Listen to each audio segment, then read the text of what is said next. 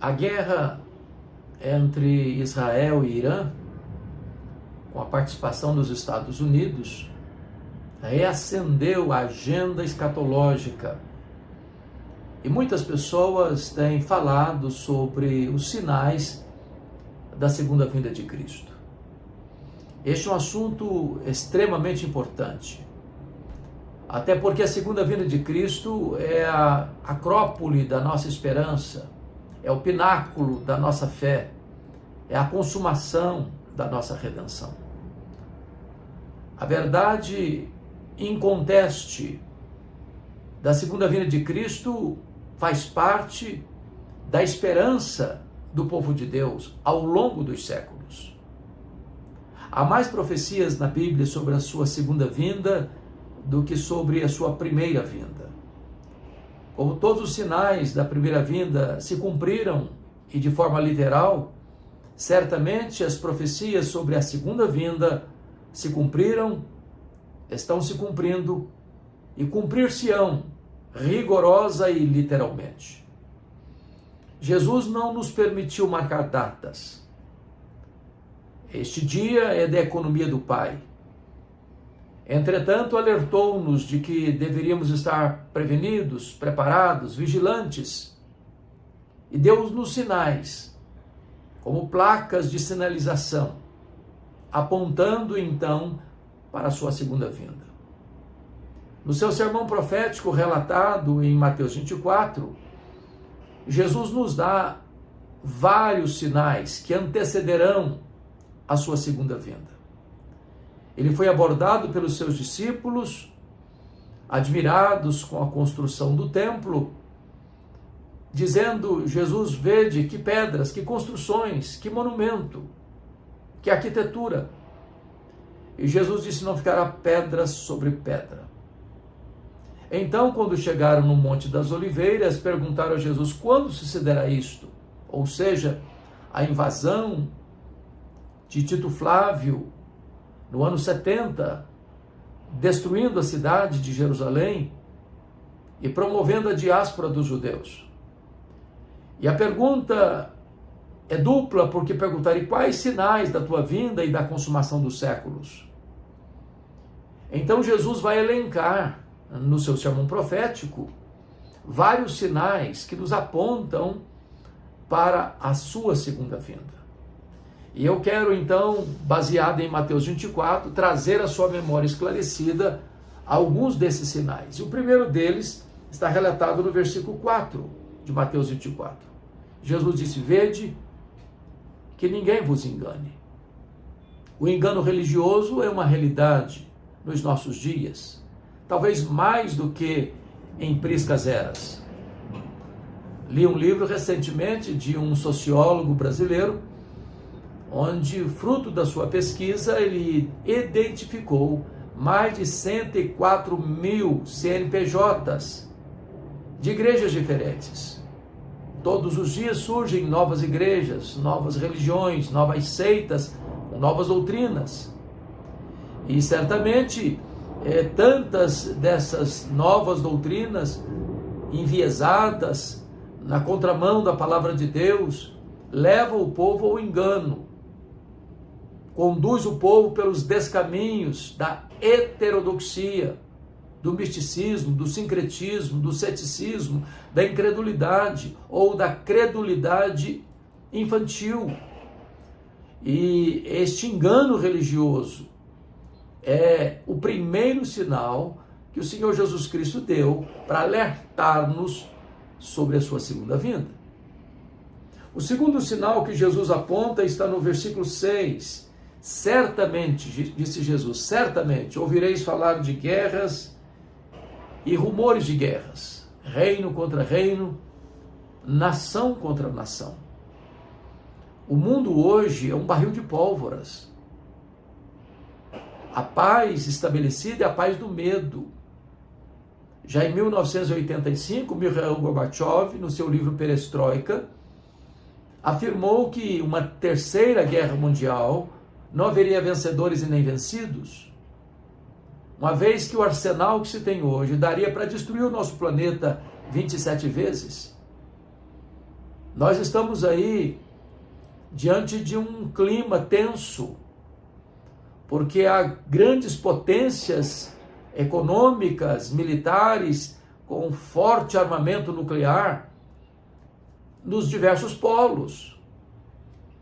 Então, se for para um lado, você tem potências e superpotências, se for para o outro lado, você tem superpotências, e nós vivemos aí nessa grande tensão de uma guerra nuclear, de armas atômicas, de riscos iminentes, de perigos reais, de destruição e até de autodestruição. E Jesus diz que certamente nós ouviríamos falar de guerras e rumores de guerras. Só no século passado, nós tivemos 2 grandes guerras mundiais, 1914, 1918, 30 milhões de pessoas morreram na Primeira Guerra Mundial. 1939, 1945, 60 milhões de pessoas morreram na Segunda Guerra Mundial. E o mundo não pacificou, apesar das atrocidades. E o mundo não melhorou, apesar dos prejuízos. Nós vivemos hoje numa realidade em que se investe mais em armamentos de guerra do que em quaisquer outras formas ou agendas ou pautas de um governo. Mas em terceiro lugar, versículo de número 7, Jesus falou que haverá fomes e terremotos em vários lugares. É digno de nota que nos mais de 8 bilhões de habitantes do planeta, há tanta gente com o estômago roncando de fome, morrendo de fome e inanição. O problema do mundo não é falta de provisão, mas é má distribuição. Enquanto uns morrem de comer, outros morrem de fome. Enquanto uns investem em luxo e ostentação, outros estão morrendo por falta do básico. A fome também é um efeito colateral das guerras sangrentas, desumanas tantas vezes. E haverá terremotos em vários lugares. O mundo está como que assolado, açoitado pelos abalos sísmicos. Placas tectônicas balançando edifícios, prédios, pontes e trazendo tanta dor, tanto prejuízo, tantas vidas ceifadas. E esses terremotos têm se multiplicado mundo afora. A questão não é ter terremotos, é que tanto os terremotos, quanto as fomes, quanto as guerras, estão se multiplicando mundo afora. Isso são sinais da segunda vinda de Cristo. Mas ainda, no versículo 9, Jesus diz assim: sereis atribulados e vos matarão, sereis odiados de todas as nações por causa do meu nome. E aqui é a perseguição religiosa. Isso é um fato. A igreja cristã é uma igreja martírica. Nunca houve um período sequer na história em que ela não fosse perseguida. O mundo odeia a igreja. O diabo odeia a igreja. Aqueles que seguem a pauta do arqui-inimigo, o diabo, odeiam a igreja. A igreja nunca agradou o mundo.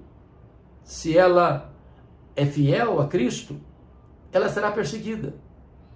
Perguntaram para um pastor no seminário de Recife se a igreja fosse mais perseguida, ela seria mais fiel. Ele respondeu: não. Se a igreja for mais fiel, ela será mais perseguida. Os valores de Cristo estão na contramão dos valores deste mundo. O cristianismo é exatamente o contrário daquilo que o mundo pensa, daquilo que o mundo crê, daquilo que o mundo defende. Nós somos uma contracultura. Portanto, chega um momento em que o fato de você ser um cristão já torna você alvo do ódio e da perseguição do mundo, em todas as nações. O cristianismo tem sido perseguido, os cristãos têm sido perseguidos, a igreja tem sido perseguida. Aliás, é digno de nota que a igreja de Cristo é martírica e o sangue dos mártires é a sementeira do evangelho. Não devemos ficar chocados, surpresos com esse fato, porque o apóstolo Paulo chegou a escrever em 2 Timóteo 3,12: todo aquele que quiser viver piedosamente em Cristo será perseguido.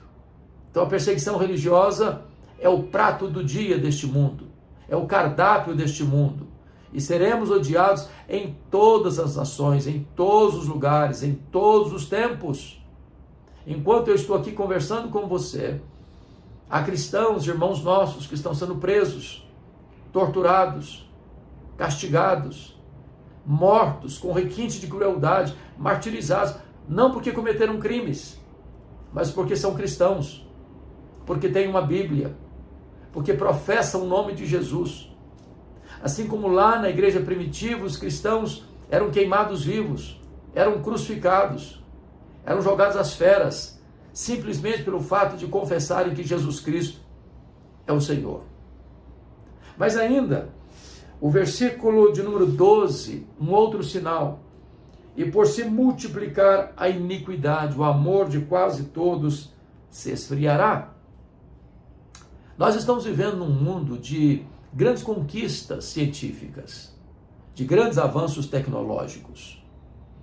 Nós temos hoje a capacidade de empacotar na cabeça de um alfinete todos os dados genéticos dos mais de 8 bilhões de habitantes do planeta. Falamos hoje da nanotecnologia, falamos hoje das aeronaves de guerra tão potentes, tão poderosas, que valem muito, muito, muito mais do que a mais excelente das aeronaves que transportam passageiros.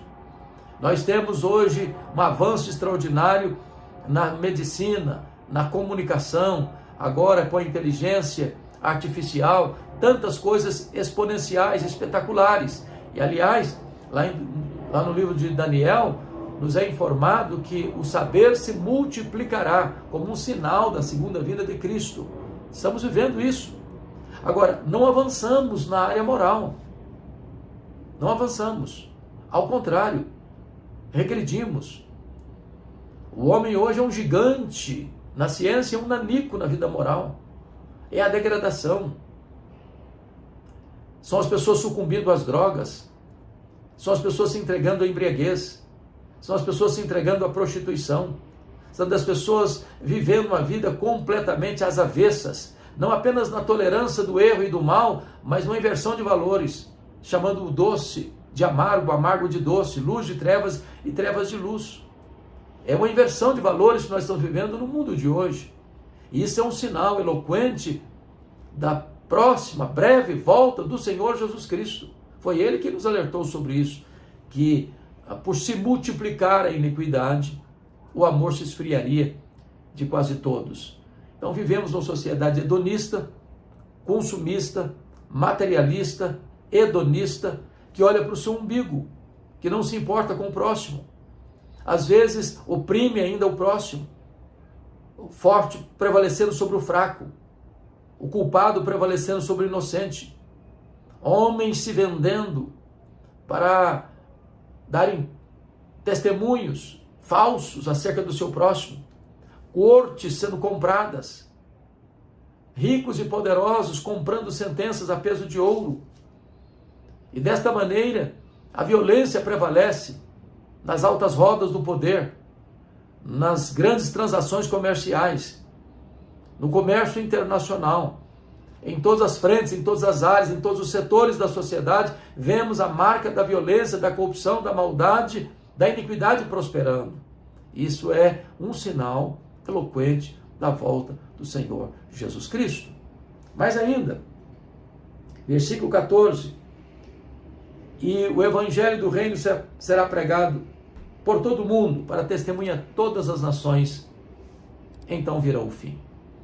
Vemos aqui um outro sinal da segunda vinda de Cristo, que é a pregação do evangelho por todo o mundo. E eu quero destacar aqui um ponto muito importante. É que, com o advento da internet, nós vemos o avanço desta agenda missionária da igreja.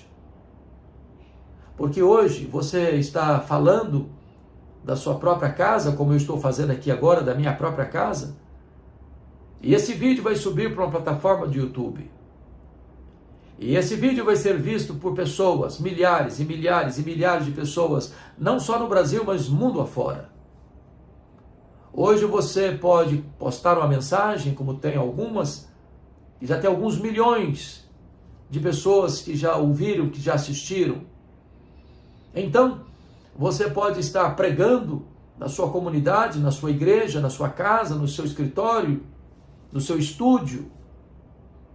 E esta mensagem alcançar centenas de nações. Esta mensagem chegar aos rincões, não só da nossa pátria, mas também aos locais mais distantes das nações mais longínquas da terra. Graças a esse avanço da tecnologia, da internet. E hoje, louvado seja Deus, o testemunho do Evangelho tem chegado. O Evangelho do Reino tem sido proclamado. Pessoas do mundo inteiro, de todas as etnias, têm sido alcançadas pela pregação do Evangelho. E Jesus Cristo define que a pregação do Evangelho em todo o mundo, para testemunhar todas as nações, marcaria então esse tempo do fim. Então virá o fim. Louvado seja Deus. Essa agenda está sendo cumprida.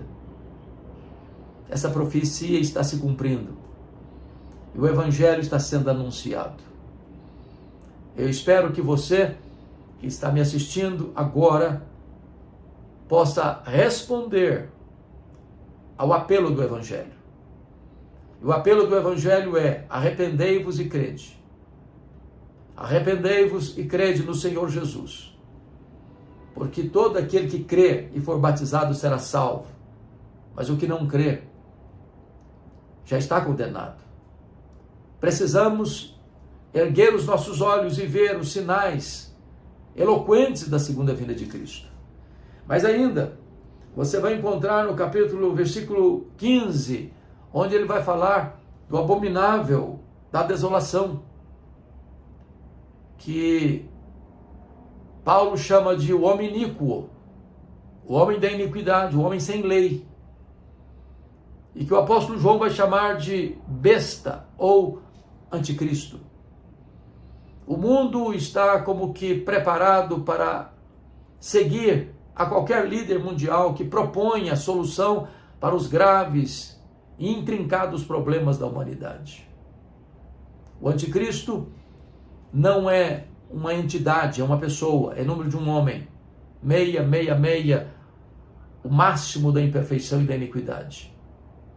O anticristo vai ser adorado por todas as nações, exceto por aqueles cujos nomes estão escritos no livro da vida. Portanto, aqueles que creram em Jesus, que nasceram de novo, que foram justificados pela fé, que foram regenerados, que foram selados com o Espírito Santo, que têm seu nome escrito no livro da vida, esses jamais se curvarão diante do anticristo. Preferirão a morte à apostasia. Mas mesmo se morrerem, são vencedores, porque venceram o diabo e os seus agentes pelo sangue do Cordeiro e pela palavra do testemunho, que é a palavra da martiria, dispostos não a amar a própria vida, mas morrer pela sua fé. Então, precisamos estar prontos e preparados para esse tempo de grande angústia. E agora, ainda, o texto nos informa, no verso 21, porque nesse tempo haverá grande tribulação, como desde o princípio do mundo até agora não tem havido, nem haverá jamais. Agora é a grande tribulação. E a Bíblia usa expressões correlatas à grande tribulação, o pouco tempo de Satanás, a manifestação do anticristo, a apostasia. São termos que representam os mesmos fatos nos mesmos tempos que precedem a segunda vinda de Cristo. A grande tribulação. Tempos difíceis, tempos angustiosos, como jamais aconteceram, como jamais haverão. E nós precisamos entender que a igreja é martírica. Ela não será poupada mas na grande tribulação. A igreja é a igreja martírica. É a igreja que será arrancada deste meio da grande tribulação. Porque quando Jesus voltar, então os mortos em Cristo ressuscitarão primeiro. Depois os que estiverem vivos serão transformados e arrebatados para encontrar o Senhor Jesus nos ares. E assim nós estaremos para sempre com o Senhor. Não precisamos temer, porque o Senhor estará conosco todos os dias, até a consumação dos séculos. Ele diz: tende bom ânimo, eu venci o mundo. Não precisamos temer o futuro, porque Ele está lá no futuro. Ele diz: eis que eu estou vivo pelos séculos dos séculos. Não precisamos temer a morte, porque Ele diz: eu estive morto, mas estou vivo pelos séculos dos séculos. Não precisamos temer o hoje, porque Ele está conosco hoje. Não precisamos temer do amanhã, porque Ele estará conosco amanhã. Ele é o nosso Deus, o nosso refúgio e a nossa fortaleza. E então, depois de todos esses sinais apontados por Jesus no seu Sermão do Monte, Ele vai descrever a sua segunda vinda. Então está escrito no verso 27, porque assim como o relâmpago sai do Oriente e se mostra no Ocidente, assim há de ser a vinda do Filho do Homem.